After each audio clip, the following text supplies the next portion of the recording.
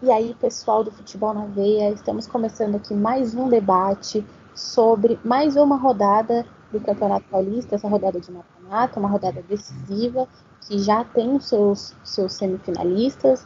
A gente vai falar um pouco do que aconteceu na noite de hoje. Eu estou com os nossos comentaristas aqui, o Lucas Henrique, Matheus Vinícius e o Lucas Bertuzzi, e a gente vai trazer um pouco do panorama de como foram essas duas partidas entre São Paulo e Mirassol e Palmeiras e Santo André. E a gente vai falar também um pouco do que a gente espera, dessa volta, de como está acontecendo essa volta, como a gente analisa os aspectos físicos dos jogadores nessa volta. A gente vai deixar o papo rolar aqui um pouquinho, porque é uma discussão bem bacana, né? Então, eu queria começar falando um pouco sobre a partida do São Paulo e Mirassol, que foi a primeira, né, a primeira da noite. E eu queria começar com o Lucas Bertuzzi, que ele vai falar um pouquinho das impressões dele, do que ele pôde acompanhar nessa partida. Boa noite, Valéria. Boa noite, Matheus. Boa noite, Lucas. Todos os amigos que acompanham o trabalho do Futebol na Veia. O que vimos essa noite no Morumbi, obviamente, além da zebra, né, imposta pela vitória do Mirassol, foi realmente a falta de repertório do São Paulo, né, em chegar ao gol adversário. Então, o que a gente pôde ver é que a única tentativa, não posso falar que ela acabou não sendo eficiente, porque foi através dos cruzamentos para o centroavante Pablo, né? Então, assim, quando a gente pega os dois gols que acabaram saindo no jogo e a gente tem como base o Pablo, que pegou o rebote da própria cabeçada e também a ajeitada que ele deu para o Vitor Bueno, né? Sem contar as outras chances que tiveram através desses cruzamentos. Então a gente sim acabou sendo eficaz, mas foi um repertório muito curto, né? Se não o único, na minha opinião, durante a partida.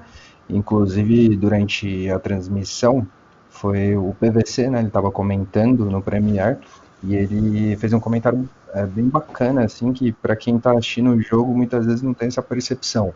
Mas o primeiro chute do São Paulo a gol foi aos 33 minutos do segundo tempo, quando já havia já tomado dois gols do Mirassol.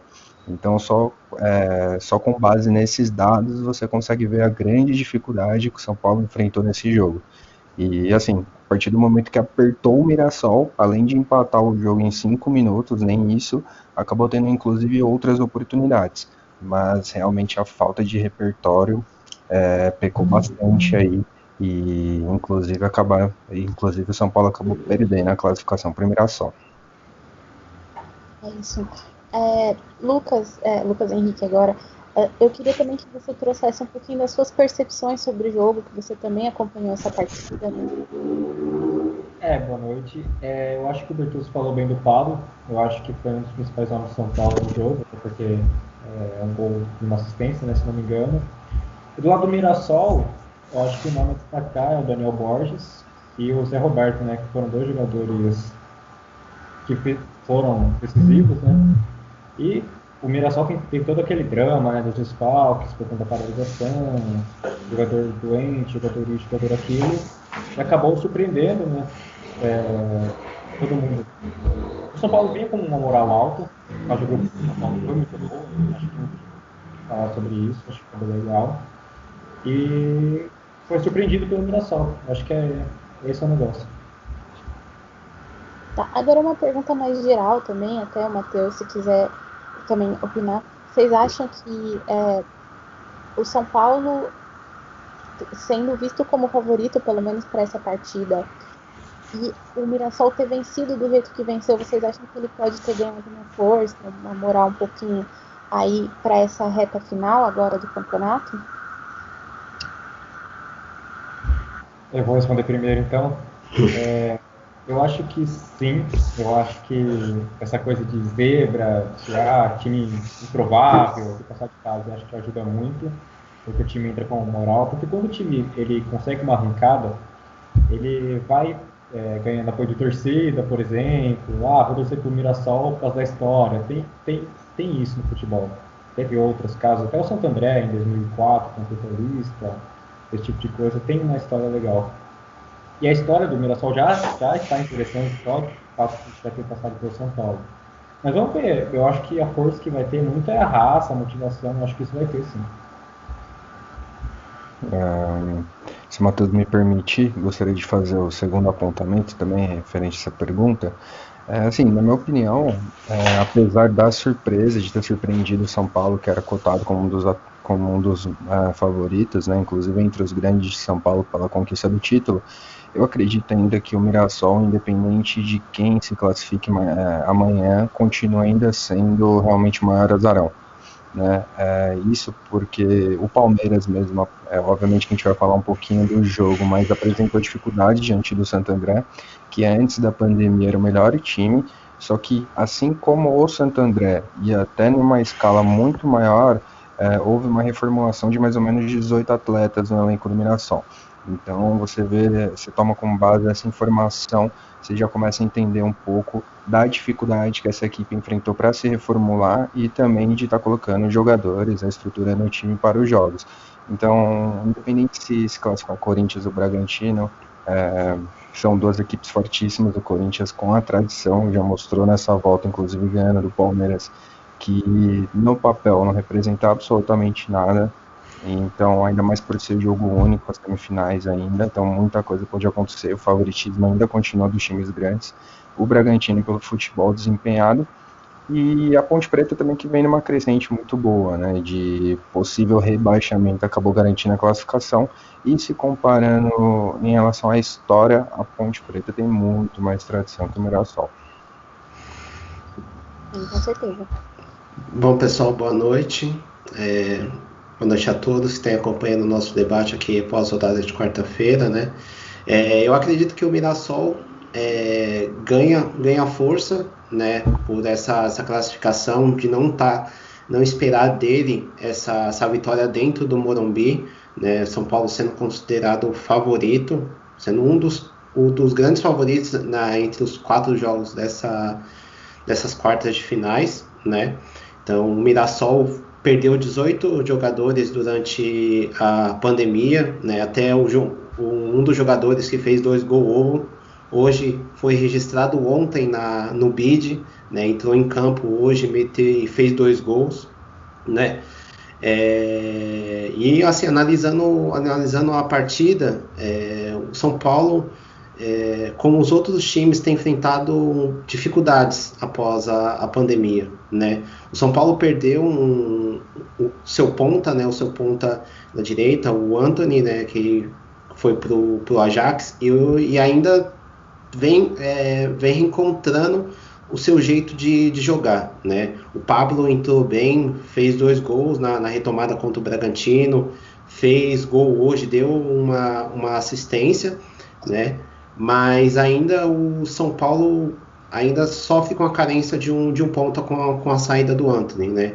E o São Paulo eu vejo que o São Paulo se tornou um time imprevisível, né? Um time de toque de bola. Quando o time tem essa ideia de jogo de toque de bola, quando um time vem fechado para jogar contra ele, tem essa dificuldade, né? De poder finalizar, de encontrar espaço na defesa adversária.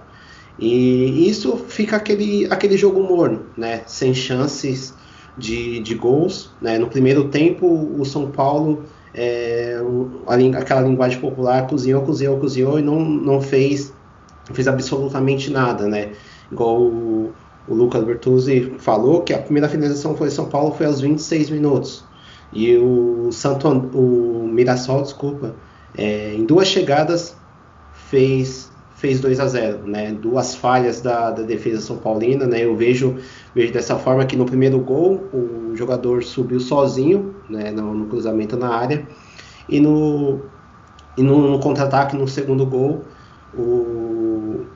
o jogador do Mirassol apareceu sozinho nas costas do lateral do São Paulo, Juan Fran, né? E aí logo após o São Paulo fez o primeiro gol e na sequência conseguiu o segundo gol e acabou empatando a partida, mas isso não significou que o time estava bem em campo, né? Depois até tentou chegar mais ao ataque e tudo mais, mas o time não ia, né? E no intervalo, o Igor Vinícius o Diniz tentou colocar o Igor Vinícius para dar mais movimentação pelo lado direito, né? Por conta que ali com o Ranfran e sem um ponta, aquele lado fica um pouco mais lento, né?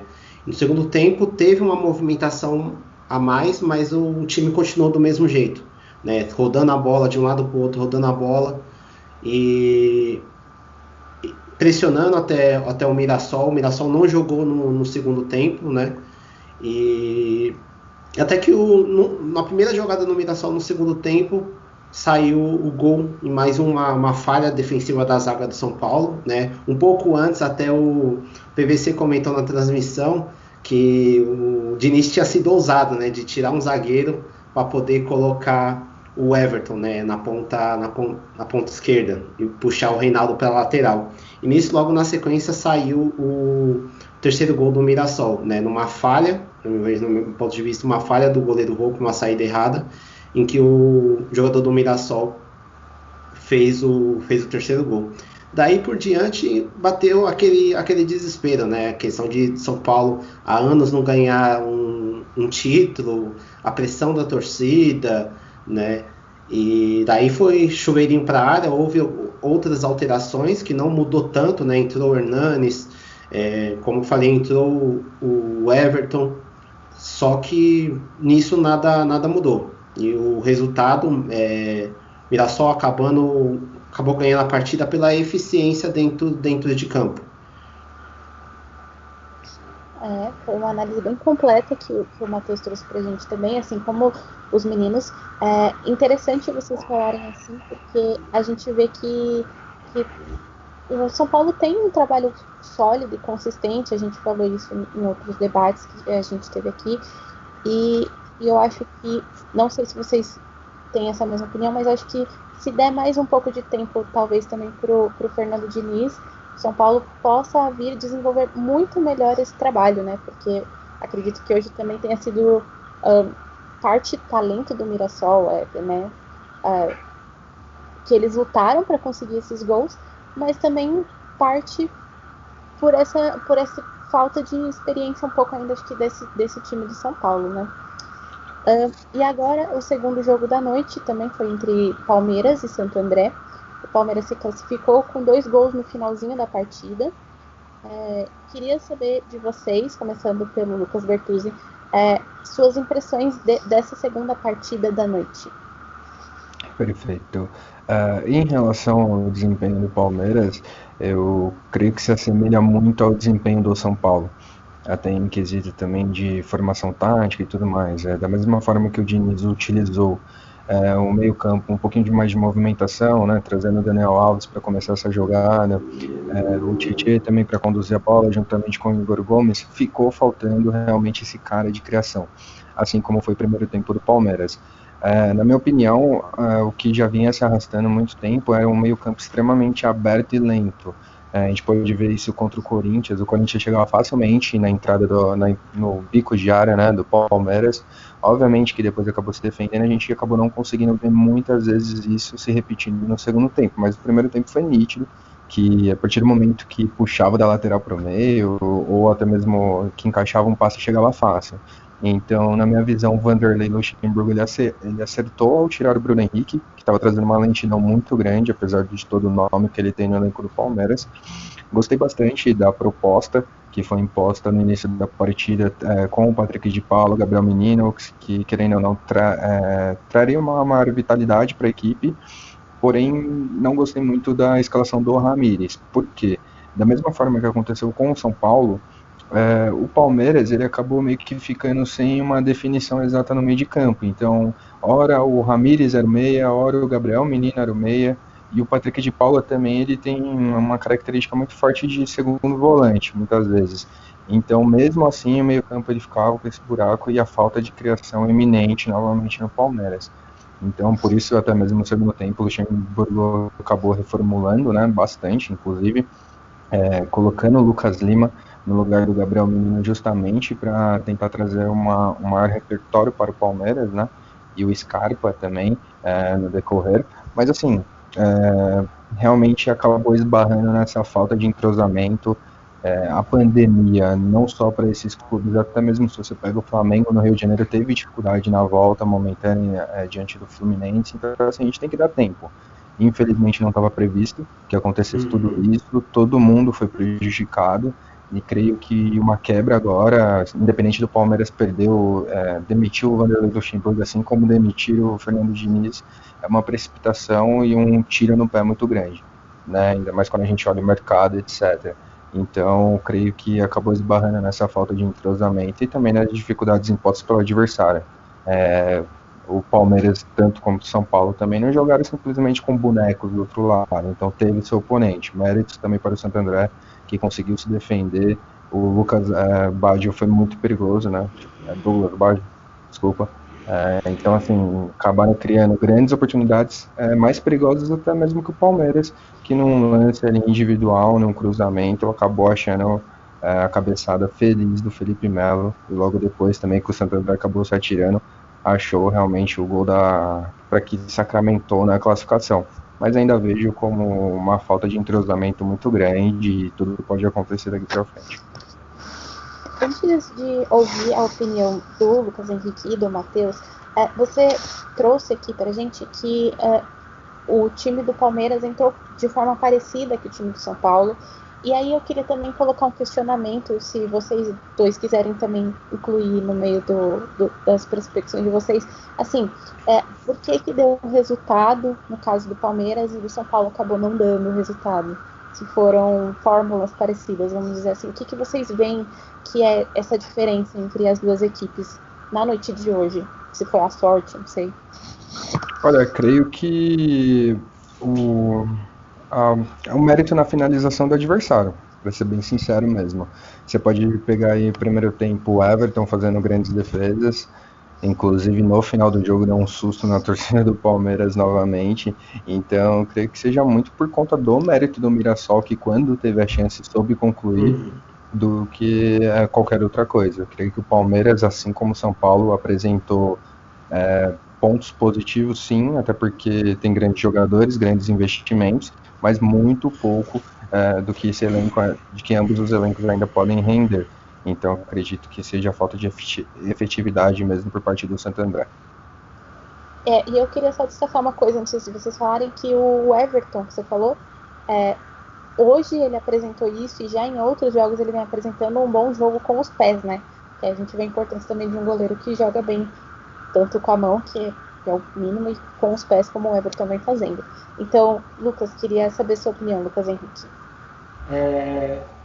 Primeiro, eu ia destacar o do Everton, que é muito importante mesmo ter um goleiro que saia bem com o pé. A gente vê em outros times essa proposta, alguns dando certo, outros não.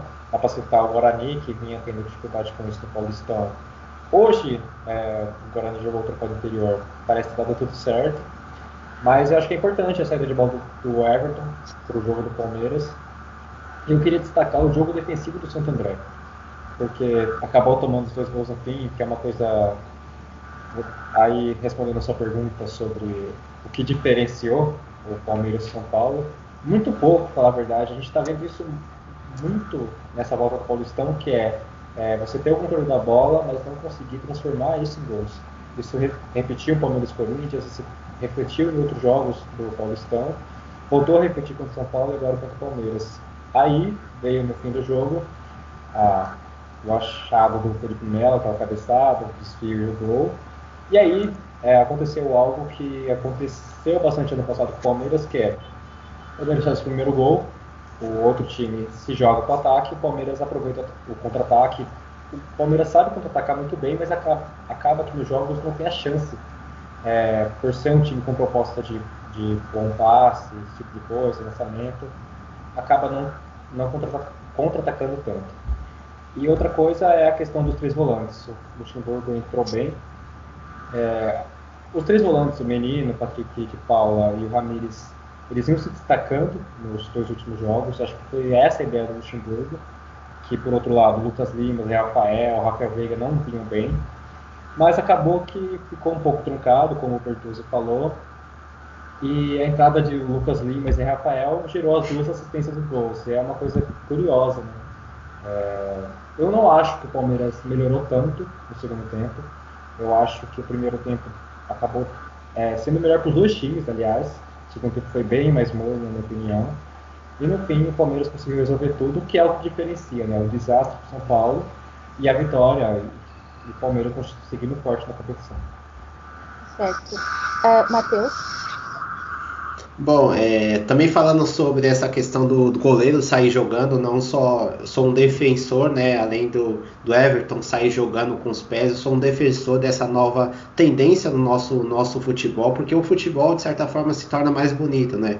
Não é aquele jogo que o goleiro pega a bola, chuta para frente de qualquer jeito, chuta para lateral, muitos goleiros não têm esse repertório, então eu gosto muito dessa saída de bola, sair tocando a bola, porque dá mais jogo. O jogo começa, ele flui melhor, né? Então eu sou um dos defensores, até algo sendo há algum tempo já o Everton praticando isso, o Cássio no Corinthians também faz isso, né? O Everson do Santos, que agora tá todo aquele processo, sai jogando também com os pés. Então acredito que isso é uma tendência que vai aumentar cada vez mais no futebol.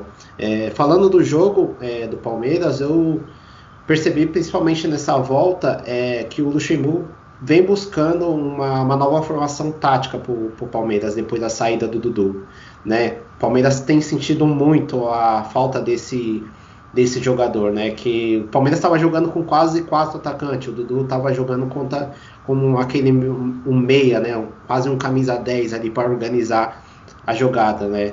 Ele não guarda a posição, mas vai por todo lado do campo para poder dar esse volume no meio de campo do Palmeiras, né? Então eu acredito que o Luxemburgo vem buscando essa formação e deu após a saída, né, de forma repentina durante a pandemia do Dudu. Então, hoje ele entrou até com 3 volantes, eu fiquei meio sem entender porque ele entrou com os 3 volantes, né, sem aquele meia para poder armar o jogo, né. Em outras partidas ele colocou o Zé Rafael, até colocou o Rafael Veiga, né, e hoje ele entrou com 3 volantes. Então eu vejo que ele vem encontrando um novo jeito do Palmeiras jogar, né? Então com essa pandemia, o retorno do futebol, então acho que leva um tempo ainda, né? Acho que a gente, como comentarista de futebol, a gente não pode cobrar tanto, exigir tanto nesse primeiro momento dos times. E falando um pouco dessa comparação do Santo André, do jogo do Palmeiras e do São Paulo, eu acredito que a proposta de jogo do Mirassol, ela foi mais efetiva, né? O técnico do Mirassol falava ontem em entrevista que não ia entrar pro jogo de São Paulo só para se defender, né? E pelo que eu vi, o Santo André, ele entrou mais no pensamento de se defender, né? Ter aquela oportunidade de tentar sair no contra-ataque. Por isso que eu acredito que o Mirassol conseguiu surpreender o São Paulo, né? O Santo André acabou chegando um pouco algumas vezes no campo no gol do Palmeiras, só que não foi efetivo por conta dessa falta de agressividade, né? E até o Santo André perdeu jogadores como o Mirassol, acho que foi um dos principais, uns que mais foram prejudicados, né? Porque o Santo André era primeiro lugar no campeonato, essa pandemia acabou prejudicando o Santo André. É até uma pena, né? Um dos melhores times do campeonato na pausa, né, classificar, né, e ser eliminado hoje, né? Mas é o futebol. Eu acredito que com o tempo as coisas vai voltando. Eu acredito muito na evolução tanto do Palmeiras como do São Paulo, né? São 2 elencos muito bons. Eu acho que o tempo vai provar isso. Certo. Vocês fizeram resumos e trouxeram aspectos muito importantes das 2 partidas, né? E eu queria acrescentar 2 coisas também, na verdade 3 coisas ao jogo do Palmeiras.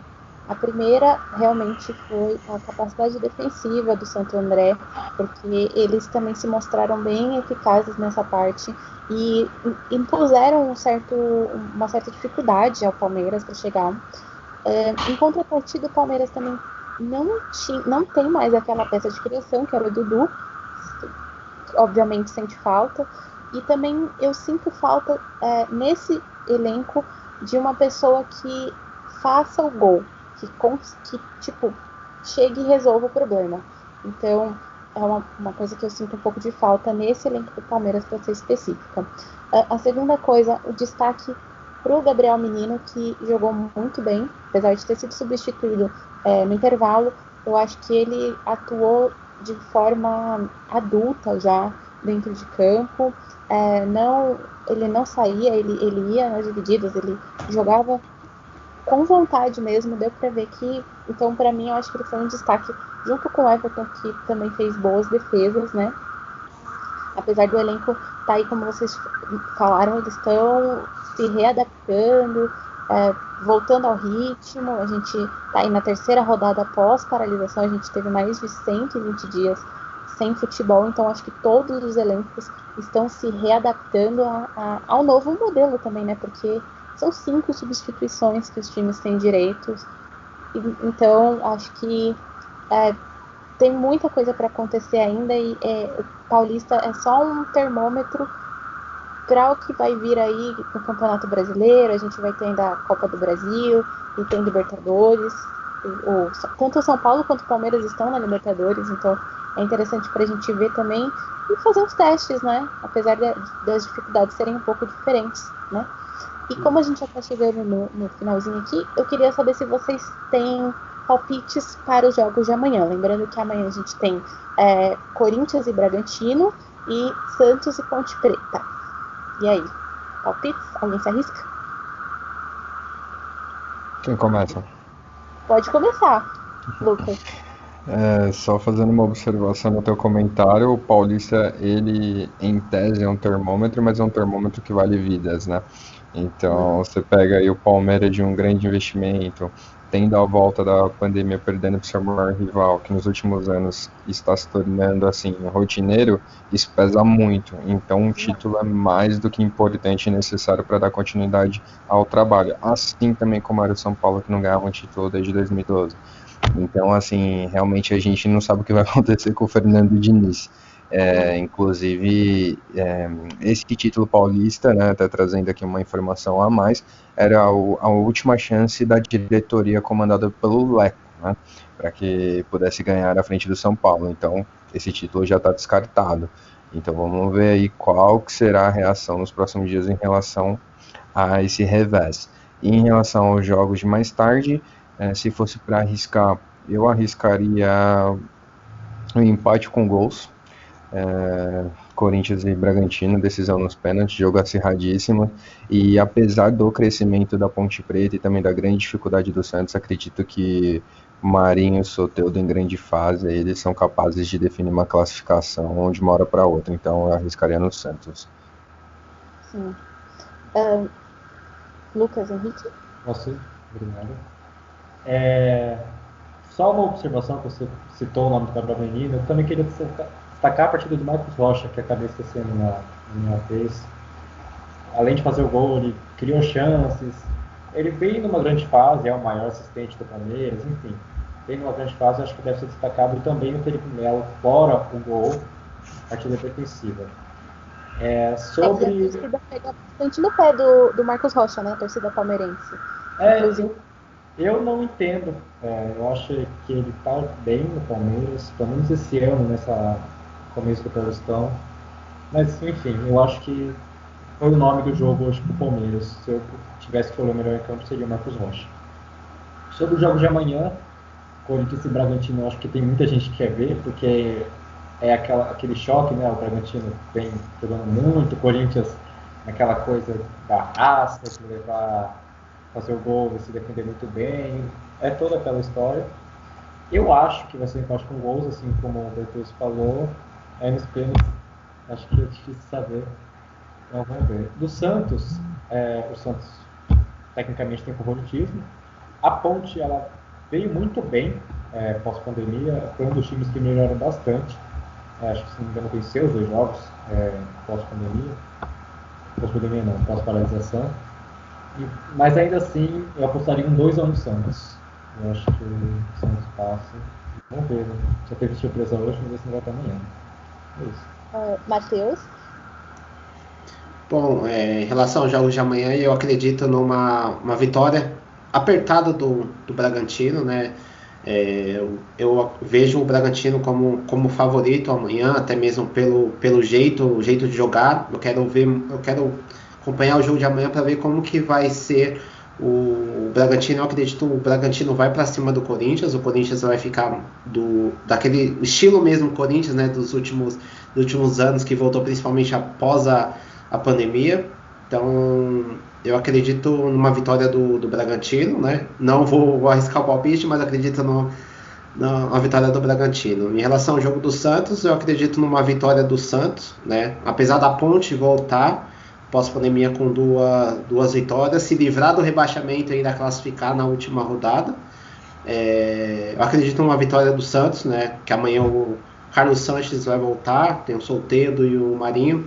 Eu acredito, mesmo vivendo todo esse momento turbulento, né, no Santos, eu acredito na vitória do Santos no jogo de amanhã. Certo. Eu vou acompanhar vocês no quesito empate com gols entre Corinthians e Bragantino. Também acredito que vai ter um empate com gols aí. Vamos ver quem decide. A gente sabe que o Cássio aí cresce muito no gol quando a questão é pênalti. Enfim, vamos ver o que acontece. Não me arrisco aí. E também entre Santos e Ponte, acredito que o Santos seja o favorito nessa. Como vocês falaram, Soteldo e Marinho numa grande fase podem decidir o jogo, né, a partida. E o Lucas Bertuzzi queria fazer um apontamento. Pode falar, Lucas. Isso, obrigado. Dois apontamentos, na verdade. Um em relação ao jogo do Bragantino e do Corinthians, né? Como o Lucas disse, se eu não me engano, todo mundo está curioso para ver esse confronto. Isso porque o Corinthians ele se comporta muito bem quando o assunto é contra-ataque, né? Por isso que ele está sendo bastante feliz em relação aos duelos frente ao Palmeiras, frente ao São Paulo, muitas vezes. E resta saber se o Bragantino, com toda essa boa fase, vai para cima mesmo do Corinthians para dar essa oportunidade do contra-ataque. Caso contrário, se retrair para esperar também o contra-ataque, acredito que o Corinthians já enfrente mais dificuldades, né? Assim como pega um time pequeno, como a gente está vendo nesses últimos jogos.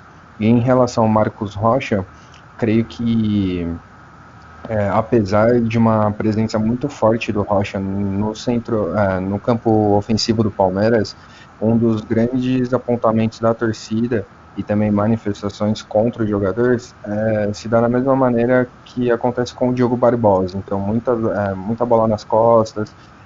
São episódios assim que ficam marcados pelos torcedores, assim como a desclassificação da Libertadores do ano passado, quando o Everton Cebolinha nas costas dele praticamente livre, acabou empatando o jogo e a partir dali se deu a reviravolta do Grêmio. Então são aspectos que ainda ficam marcados na cabeça do torcedor, mas fazendo um balanço, colocando Marcos Rocha frente a Mike, frente a Gabriel Menino improvisado, o Rocha leva muita vantagem.